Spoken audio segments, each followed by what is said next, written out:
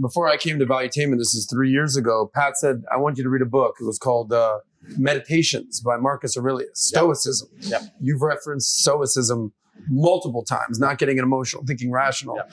This was a book that you've subscribed to for years. What is it about Stoicism and not getting caught up in emotions and even triggering emotions that resonates with you?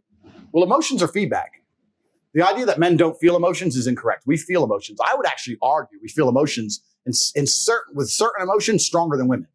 I would argue that we feel heartbreak stronger than women. I would argue we feel anger like a woman could never understand. I would argue we are extremely emotional. Rage, pure rage. But it's feedback. So when you get the feedback, it's all about how you internalize it and how you process it, right? It's stoicism's not feeling emotions. It's feeling the emotion and going, okay, why is this happening? How much does this really matter? What's the most intelligent move on the chessboard? I'm not even that good at chess, right? My father was a grandmaster. I'm like 1800 ELO. I'm okay. I was a child chess prodigy, but I stopped playing chess professionally when I was like 8. So I'm as good now as I was. In fact, I'm worse now than when I was 8 because I've never taken any lessons or anything properly since because my mother and father broke up. We moved to England. My dad stayed in America. Lost my chess coach, and England didn't have a chess infrastructure. America had a chess infrastructure in the lower income schools. My dad used to go to the ghetto schools because he was black. Go to the black schools and teach them how to play chess. So we had a big infrastructure. So you peaked at 8. I peaked at 8, yeah. But chess is a fantastic game because in the game of chess, there's no luck. If you lose, no matter how well you played, if you lose, at some point you made a mistake. Even if it's the most minor mistake, you made a mistake. So you learn to understand that no matter what happens to you, if you lose a scenario, you made a mistake. Maybe it's a tiny one. Maybe it was 2 years ago. Whatever, but you made a mistake and you learn absolute and utter accountability for yourself. And that mentality is extremely powerful to apply to all things in life. The position I'm in now as the most hated man in the world, although I agree and I truly believe it's unfair, I still take complete responsibility for. I'm not going to sit here and say, I'm telling you why it happened when I talk about TikTok and YouTube shorts, but I'm not going to blame them. Absolutely. They're a company making money and they're monetizing the best they can. Fantastic. All of this is my fault. But the Bugatti on my drive is my fault. And the yacht is my fault. And the private jet's my fault. So it's all my fault.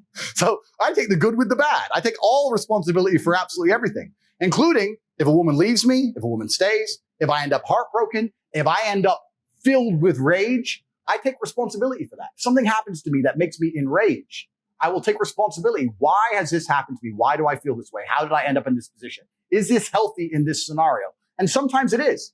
I've had scenarios in my life where I was prepared to die to protect somebody else, and I was enraged, and it was healthy. I've also had times where I'm in a room by myself, enraged, sitting there going, this is no good for anybody. I need to just calm the fuck down. Mm-hmm. So emotions are feedback, but stoicism is the ability to process them. And that's what you need to learn as a man. You're never going to be able to turn them off. You're going to feel them. You have to learn how to process them and turn them into a positive. It's energy. It's unlimited energy. I say this all the time. I say that the biggest periods of transformation in my life is when everything was going wrong.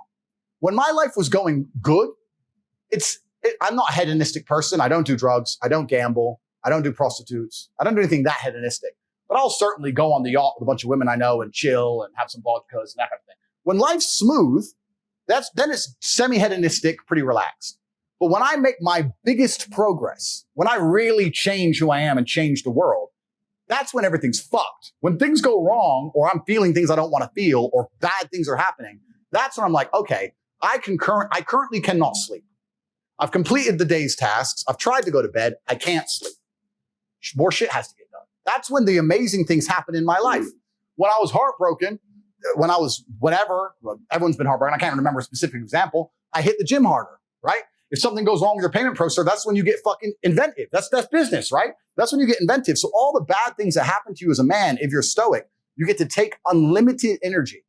Heartbreak is unlimited energy. So is depression. So is rage. So is sadness. All these negative emotions they tell you to collapse behind. It's like people talk like Bruce Lee says, be like water. And people see that as be fluid and just go with the flow. I disagree. If you're like water, you're necessary for life. You are scary when you're enraged. You're powerful. You're beautiful when you're calm. You're so many things when you're like water, right? So if I'm enraged, it's like water behind a dam. You just got to put the dam in place, and you got to get the turbo, the hydroelectrics put in. Don't tsunami your life. Put the energy somewhere. And this is the most beautiful thing about it, because people message me all the time like, oh, but Tate, you don't know how sad I feel. No, incorrect. I know exactly how sad you feel. Difference is I used it. And you're sitting here still crying, some random guy on email for the fucking third month in a row. That's the difference between you and me, my friend. I was becoming a world champion kickboxer. I got to a point, people often talk about depression and say I don't understand it. I will say, listen, there's been times in my life where I was fully functional as an adult. I would never label myself depressed because I don't believe in the idea of labeling myself in a negative, because I don't believe in things that take power from me, which we'll talk about in a second. But there's been times in my life where I didn't give a fuck if I lived or died. There's been times in my life where I went to fight a man for money, and I didn't give a shit if I lost and even woke up again. Didn't give a fuck. I had nothing worth living for. I was brokey, didn't have a girlfriend, didn't have any fucking money, got a 2-day call to fight some world champion, had to lose 10 kilos in 2 days, had nothing else going for me, got on a plane to Dagestan and fucking won. There's been times I've done that. By all conventional wisdom, I was depressed. I was suicidal. But I was just like, no, I don't give a shit. And that's when I was at my most powerful. Now if I get that call, I'm like, bro, I got a new car outside and shit. I'm not going to Dagestan, bro. Going to where? Sorry, how much money? Nah. But back then I was like, yeah, cool. Who is he? Oh, this guy. All right, fine. I didn't give a fuck. I was most powerful when I was sad, when I was depressed, when all these things. Mm-hmm. And the difference was the framing. If you enjoyed this video and you want to watch the entire podcast, click over here. And if you want to be connected with experts, influencers such as Kiyosaki, Tate, Connolly, Paul Menteri, myself, and others, download the app Minect, where you get a chance to connect with these folks by the minute. You get to buy the minute or have FaceTimes with them, 15 minutes, ask them any questions you may want to have. Download the app Minect and start connecting with influencers and experts today.